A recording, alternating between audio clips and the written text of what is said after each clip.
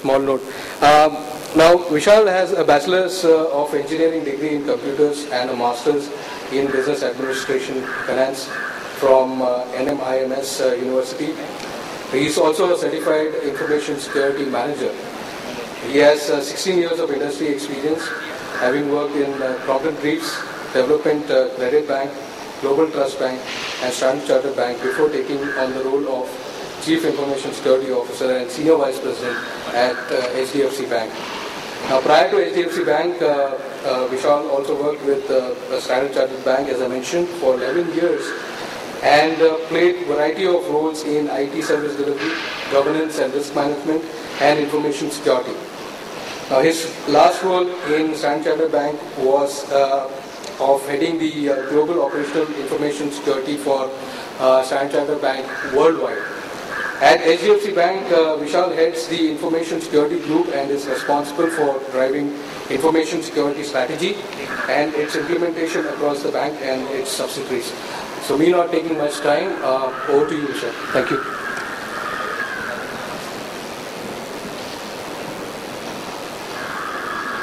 Thank you very much, and good afternoon to all of you, ladies and gentlemen. I hope the room gets fuller by the time we end the session. But it's a challenging time, primarily because we are between yourself and the lunch. I hope that myself and the colleagues here, make the session very interesting and also give some value to you by the end we end it, for you to take it back home and use it for your day-to-day work life. My perspective on risk and governance, which is really the topic that we want to talk about today, purely from a head of information security, is anything that we do. The heart of that is, risk, and that's the fundamental on basis which we actually drive the strategy, the policy, and anything that we do, rather than starting any project or any initiative with any other intent apart from looking at risk mitigation.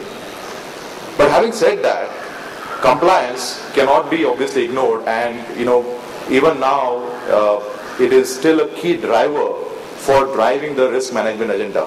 Whether it is information security, whether active risk management, or whether it is even business risk management, you will find that largely key initiatives related to risk are driven through the compliance and regulations that are governing the different industries.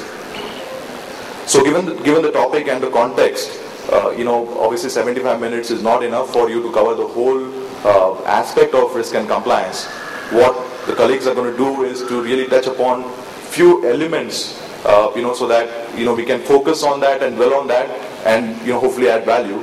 So Ashit Dalal, who is head of risk, compliance, and governance in consultancy in IBM, is going to focus on PCI DSS, and he's going to go deep dive into that and talk about the concept, what is the current status, what is the threat, what are the incidents which have happened, and then really talk about the strategy and how one can have a holistic approach towards implementing PCI DSS for different stakeholders.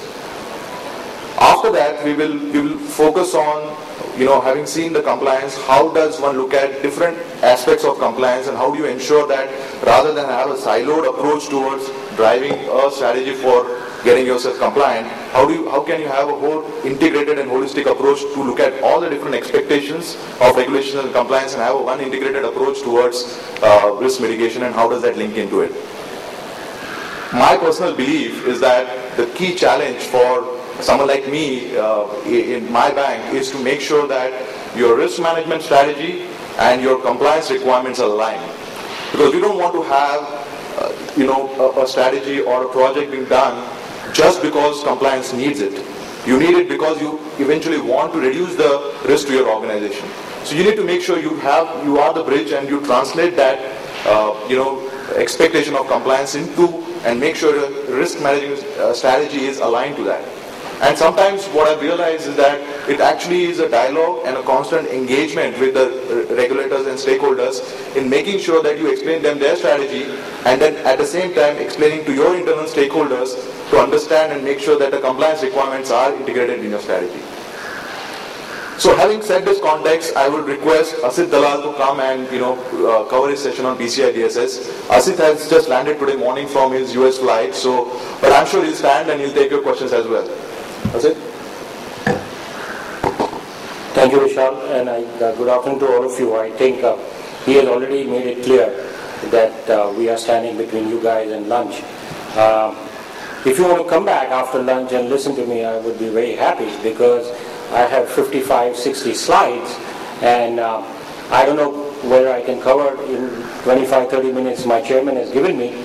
But notwithstanding that, I have this. I think the presentation would be made available to you guys whenever I think that link would be set up to have an internet access for you.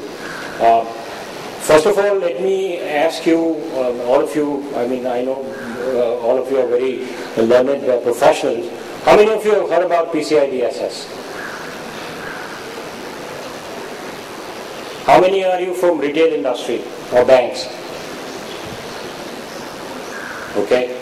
And are you compliant now to PCI DSS? Oh, okay. So that's a separate subject by itself then. All right. PCI DSS, first of all, are you aware that it's a global standard? How many of you know that it's a global standard?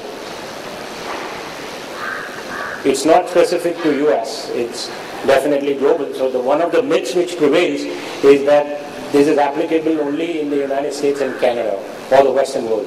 No, that is the first myth, and that's why I changed my topic. I said PCI DSS compliance, is it a myth or a reality? So having said that, let's go down to the other one. This is a quick agenda. This is assuming that we come back and meet again after lunch. But I'll try to cover as much as I can in those 25-30 minutes which Vishal has given me.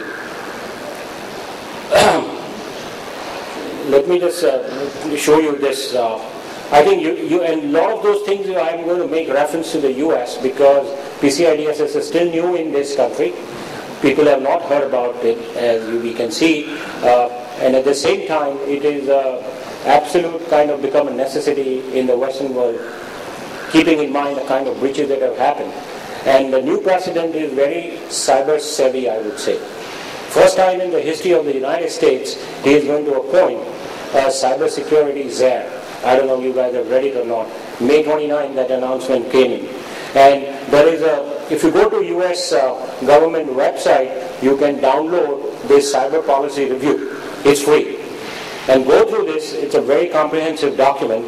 And this is basically thanks to the Obama's new initiative in cyber world. But let me quickly go through why we talk about this particular standard before I jump into the background. When previous speakers have already talked to you about the kind of threats and the whole world is facing in terms of vulnerability disclosure. If you see this chart, we have something like 8,000, 9,000 odd vulnerabilities today. And it's growing at rapid space. And if you see the kind of phishing attacks and other kind of internet attacks that take place, some of the snapshots what I have given you is from those certain countries, like country like Spain and all. You possibly would start scratching your head that how the hell Spain has almost 15.1% kind of phishing senders in terms of the population. But that's the fact of life.